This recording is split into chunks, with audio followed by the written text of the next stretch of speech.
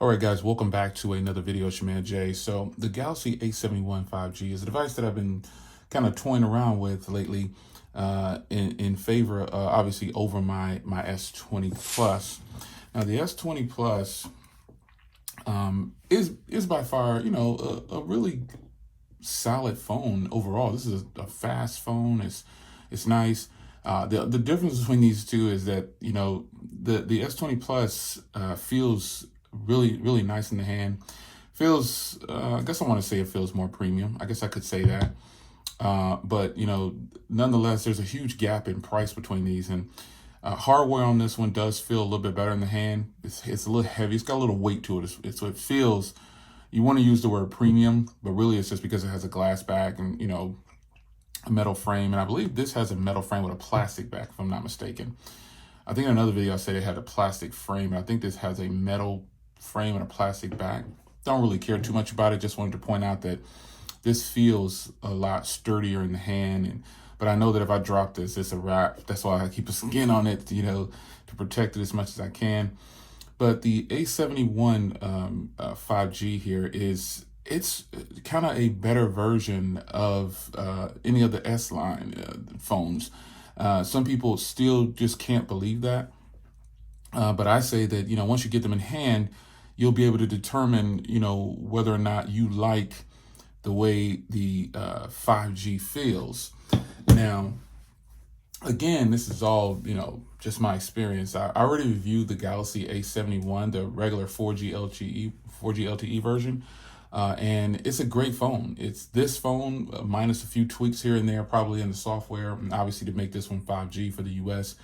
That's it. But you could probably, and I said it before, you could probably get the same type of experience just by buying the other model. You really could. So you'll save yourself about $240, or between 200 and 240 bucks, and you'll be able to say that you have this great phone. Now, I wanted to try the 5G version just because, well, I wanted to see what it was like for this US model, and if I could find anything different than my previous generation model. So one thing I do like, though, let's clean it up here a little bit. I really don't like smudges all over the devices when I'm shooting. But one thing I did find is that, I really like the way this phone feels.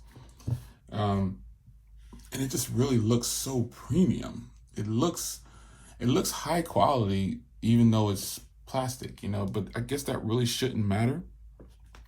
It has all the bells and whistles, facial recognition, in-screen fingerprint reader. And it works fairly well. I mean, it doesn't work as fast as the S20 Plus over there, but still it works 99% of the time. And I think that if you're in the market for a Samsung phone, I've said it before, you really got to look out for deals. And I think buying a phone in today's market is going to be very difficult because there are so many options. And it's strange that these companies will release certain phones in the same market where the phone that costs less is actually the better option. But they seem to try to convince you to buy the more expensive one because they want to remain profitable. But in reality, I would rather sell a whole bunch more of these than just a few of the S20 pluses or just the S20 line. I don't think the S20 line did good this year. I'm not sure. I'm not keeping track of numbers, but the A line has always really been where it's at. It's just never made its way to the US full throttle until these recent years. So, and a lot of people are content with importing. I've always been content with importing a device. I think it's the best way to go to save money and get your performance that you want. So speaking of performance, this is running Android 10 One UI 2.0, I believe, and 2.1 is out, but still, this doesn't have a Snapdragon 865, and it's and here again, see, Samsung is promoting the more expensive devices, but that's their new device, so that's what they're going to do. But it doesn't have these latest packed features, I guess, or processors and all that. But still, it is absolutely fantastic for performance. You just can't get very much better than this when you start to get in certain price brackets.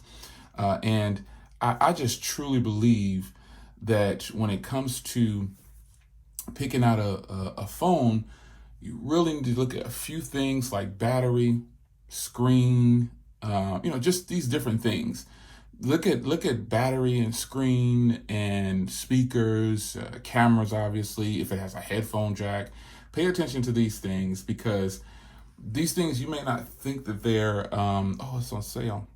You may not think that they're something that you might want or need at the time, but I think you really should consider the screen size, because you don't want to go too small, especially if you want to do media consumption, So in the end, you have to decide what you think is good performance. And I think that this phone performs exceptionally well compared to the S20. The S20 obviously does things a lot faster because it has double the RAM, and it still has 128 gigs of storage, just like this one though. This is 12 gigs of RAM with 128 gigs of storage on my S20 Plus.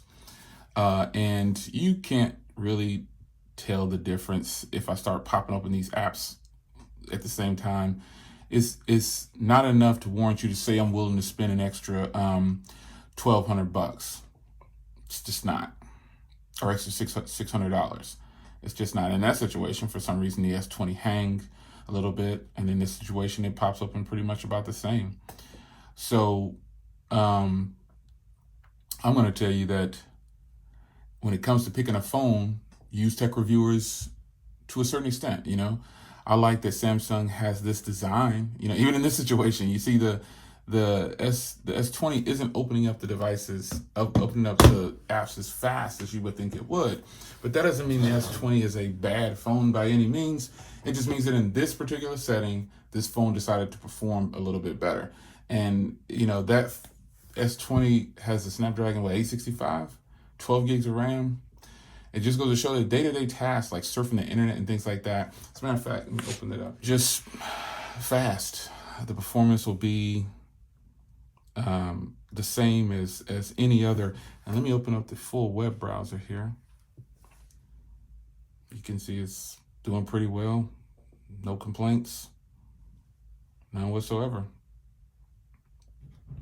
So if you're trying to pick out a device and you want to determine what's going to meet your needs, look at battery, screen, cameras, headphone jack, certain things. You got to kind of have a plan in place when buying a phone. And this phone it's good.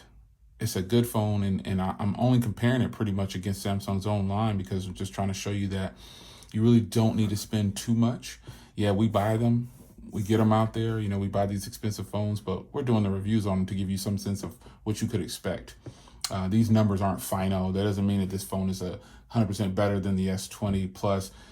I personally feel like I wouldn't, if I didn't have the S20 Plus and if I didn't get it for such a low cost that I got it for, probably wouldn't have gotten it. Because the cameras are they're not good at all, really, compared to other phones that I have. For the S20 Plus, the cameras just don't stand up. They don't stand a chance. And this phone right here, the cameras are better than the S20 in my opinion. The wide angle lens is great. I mean, you really probably couldn't tell these phones apart. You would think they're from the same lineup, because, there's not much difference, in here for the camera looks.